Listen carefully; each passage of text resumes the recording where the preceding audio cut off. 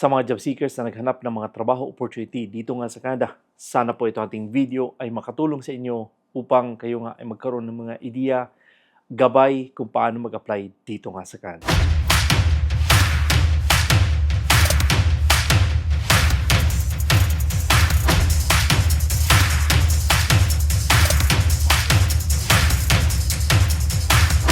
Kabayan, kumusta? Anong balita sa inyo? So yun guys, meron naman tayong bagong pag-uusapan ngayon. Ito nga napakagandang mga opportunity. And again, sinasabi ko po sa inyo na talagang itong darating na 2025, ayusin ninyo ang inyong pag-apply. Again, sana ay makarating kayo dito. At ito po ay, kung kayo man ay may extra na time, kayo ay magsubok na mag-apply sa or magkuha ng IELTS or CELPIP, no? Dahil ito nga ay napaka-importante na meron na kayo, no? Again, ito po ay advantage din na meron na kayo niyan dahil meron tayong mga agency sa Pilipinas na sila ay nanghingi ng mga requirements ng IELTS o CELPIP, no?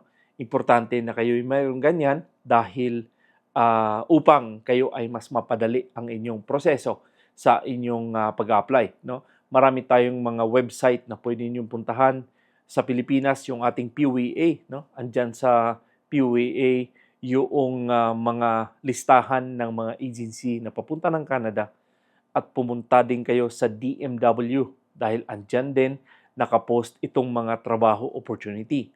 Subukan din ninyong puntahan sa workabroad.ph dahil dyan din meron nagpo-post. Itong ating vlog ngayon ay dyan din natin kukunin. Subalit sinasabi ko sa inyo na maraming paraan kung kayo man ay gustong pumunta dito. And again, pwede rin kayong pumunta sa Saskatchewan Jobs kung gusto ninyo ng mga trabaho din dyan sa Saskatchewan. At dito naman sa Indeed or sa Job Bank, pwede ninyong subukan na talagang i-browse. And nire-remind ko sa inyo lagi na ang inyong resume ay ayusin nyo at mag-apply kayo ng ayon sa experience, hindi po ayon sa gusto ninyo. Dahil ito po ay sa daming nag-a-apply ng mga trabahador dito sa Canada, talagang napakahirap makahanap ng trabaho kung kayo ay walang sapat na qualification na mag-apply dito.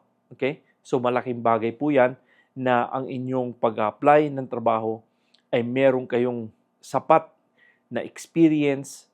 Kung kayo man ay mga housekeeping, mga food counter attendant, mga barista, mga factory worker, production worker, forklift operator, o ano pa man trabaho na inyong hinahanap, importante na meron kayong sapat na qualification at isulat ninyo lahat ng inyong mga ginagawa sa trabaho dahil ang mga employer at mga agency, sinasabi sa inyo, sila po yung nagbabasa, hindi po sila nanguhula ng mga tao kung sino ang kanilang bigyan ng work permit or LMIA, no? Dahil sinasabi sa inyo, ang LMIA ay talagang magastos din yan sa side ng mga employer at sa mga nag-hire ng mga tao, no?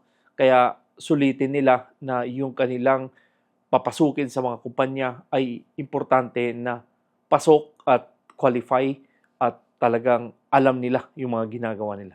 Okay? So, napakalaking bagay na kayo ay magsulat sa inyong mga resume na ayusin ninyo upang kayo makarating dito. At again, itong ating pag-usapan ngayon, napakagandang opportunity ito. Subalit yung intro natin kanina, marami po tayong mga agency or mga website na pwede nyo puntahan. Puntahan ninyo at doon makikita nyo.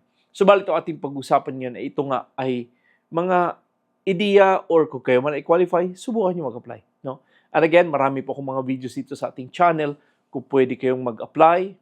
Marami po tayong mga videos dito. Subukan nyo tingnan dahil talagang napakagandang opportunity din na mayroon din ako dito sa ating mga channel. And again, kung hindi po yung napag-subscribe, huwag nyo kalimutan laging i-subscribe or i-like yung aking mga videos para at least talagang kayo din ay kayo nauuna kung manonood na kayo mga vlog kung meron akong mga pinopost. But anyway guys, again, ito ating pag-usapan ngayon ay itong ang trabaho dito sa, ito po ay agency ng IPAMS. Okay? So halika guys, tingnan natin itong kanilang hiring sa IPAMS. So ngayon itong ang iPumps ay nag-hire sila ng leisure vehicle mechanic at ito po ay nasa Quebec ang trabaho na to at ito po ang kanilang salary ay $24 per hour at again ito po ay 2 katrabahador ang kinakailangan. Ito po ay hanggang January 17. Again, sinasabi ko sa inyo na ito po ay may panahon pa upang kayo ay mag-prepare ng inyong mga resume kung kayo man ay mga qualify sa trabaho nitong kanilang hinahire. So, kanina sinasabi ko sa inyo na ayusin pagsulat yung inyong mga job description. So, importante po na kayo ay magbasa bago kayo mag-apply. So, ngayon ito pong kanilang job description dito ay importante po ito. Kung meron man kayo niyan, pwede nyo kopyahan at ilagay sa inyong resume. So, perform mechanical repair on different kinds of vehicles, both inboard and offboard motor, all-terrain vehicle, watercraft, etc. Adjust, repair, or replace mechanical or electrical system parts and components using hand tools and equipment. Inspect and test engine and other mechanical components using test device. Perform scheduled maintenance service on equipment and test and adjust repair systems for prepare performance. May repair and rebuild hosting mechanism in an other mechanical system on trailers. So again, sabi ko sa inyo na importante kung ano man ang mga hinahanap nila sa job description, tumbasan ninyo at ilagay nyo sa inyong mga resume. Napakalaking bagay po yan. At ano ba ang qualification dito? Kung kayo man ay may mga 5 years work experience, importante po yan. At kung kayo man ay at least high school graduate, subukan nyong mag-apply dito. So, subalit, ang kanilang dito ay experienced mechanic as leisure vehicle mechanic or ATV. Proficient in English communication, must have a 4-wheel driver's license. Okay? So, importante po yan. And again, reminder, we will only respond if your current experience, industry, and qualification match the requirements and other principal employers. And again, ito po ang kanilang address ay nandito sa New Manila, Quezon City, sa Metro Manila. So again, pwede nyong i-search ang kanilang website na iPumps. So again guys, sabi ko sa inyo na talagang sinasabi doon, no, na talagang ang nire-response nila ay yung mga qualify lang. Kaya nga sinasabi sa inyo, tinuturo ko sa inyo. Kung kayo man ay mag-apply bilang sa mga mekaniko o anuman welder o anuman na trabaho na hinanap nyo, isulat nyo lahat ang inyong mga qualification. Basahin nyo muna. Bago kayo mag-apply, basahin nyo muna. Sa tingin ninyo kayo ay may sapat na qualification sa pag-apply ng kung anuman trabaho hinahanap nyo. Importante po yan na kayo nga ay magbasa bago mag-apply.